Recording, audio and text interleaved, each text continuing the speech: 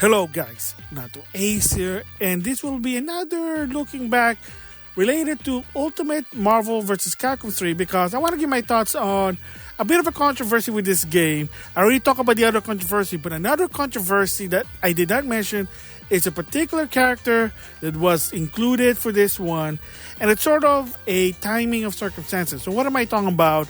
Of course, Phoenix Wright, and basically the Phoenix Wright game. So if you don't know what that franchise is, it's a franchise that started in the Game Boy Advance. It's sort of a visual novel / puzzle game. You're a defensive lawyer and you're trying to find the truth, find that contradiction. That's sort of the motto, because there's also an anime. And of course, that's what it is. It's sort of a puzzle game. It's really good. A friend of mine really is a fan of it.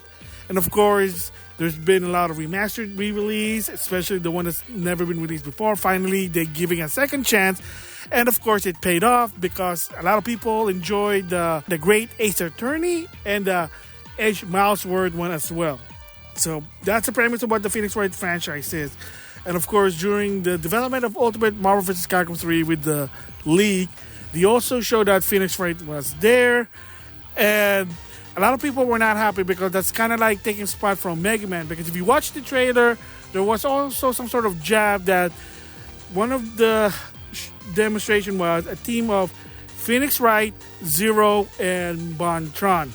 And of course, at the time, that's when Capcom basically was very salty with Keiji Inafune, and that they really wanted to devalue the MEGAMAN series, whether it's the original, X, Legend, Battle Network, whatever at the time, because they really had a salty pride on Keiji Inafune.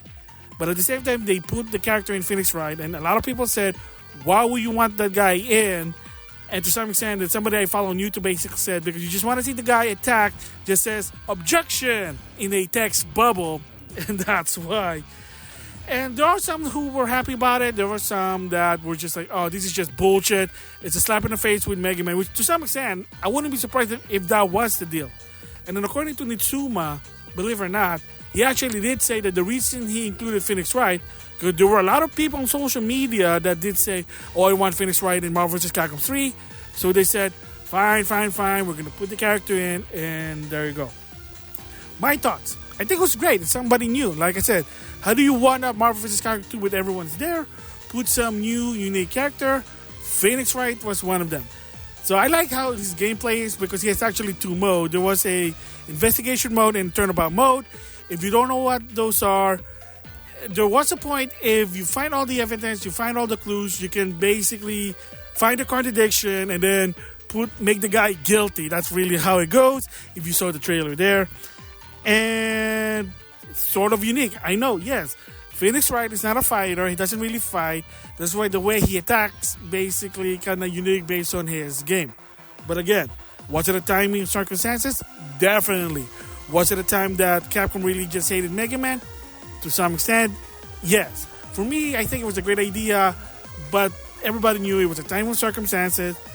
The situation was just, people wanted MEGAMAN, and you're basically giving the MEGAMAN fans a middle finger. Because remember, Bad Box Art MEGAMAN was in the same situation. Credit to Matt McMuscle.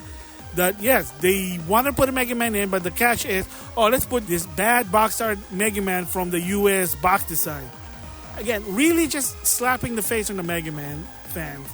And again, you gotta understand sometimes the Japanese business, there's some sort of like pride that if somebody who's been there a long time disrespected them, they're not gonna take that lightly, and that's the reason why it is. So, in good hand, like I said, my thoughts, it was great that they put in Phoenix Wright. Yes, the bad thing about it is they knew that it was going to piss the MEGAMAN fans off and that the timing was really bad, but they did that purposely because, like I said, at the time, they wanted to devalue MEGAMAN. So you might say at some point in 2018, why the change? Well, of course, rumor has it something to do with Keiji Inufune's Kickstarter, of course, Mighty Number 9. I did give my opinion about that, even my impression. You can see that on my channels. The game is bad. The game is hard. It wasn't what it's supposed to be. They did whatever. Keiji Inafune basically kind of overdid himself, probably overwhelmed to a point that a lot of the problem just wasn't really rectified. The Kickstarter reward, just they had to fix that. and supposedly there was a 3DS and a Vita version of the game. They officially canceled that. That was also one of the jokes. The guy got, I hate to say, cocky and very ambitious to a point that it backfired. And if you wonder what happened to the guy, well, his company concept is not working under level 5. That's what happened. Yeah, there was another Kickstarter, but I think that actually got canceled, Red Ash, which is his attempt to trying to do a Mega Man Legend game. Again, will there be a Mega Man Legend Legacy Collection?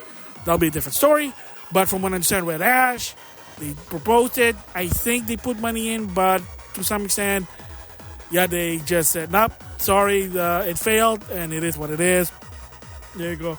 And what about Mighty Number 9? Well, like it or not, that franchise is dead because, yeah, he kind of screwed up big time there. A lot of people gave their opinion about the history. You can probably see it on the internet. So there you go, my thoughts about Phoenix Wright in Marvel vs. Capcom 3. Like I said, Nitsuma said the reason he was included, a lot of people want him, including myself. It would be funny. And of course, everybody's well aware in Capcom, in general, it was a time that Capcom is giving Mega Man fans and the series a middle finger. Again, it's just Japanese business culture. Growth it may be, which is how it goes. What can you do about it? So there you go, my thoughts on Phoenix Wright in Marvel vs. Capcom 3. A look back. Very interesting story behind it, but hey, at least Tsuma and Capcom, to some extent, they were listening to some of their fans. With that, I'll see you guys later.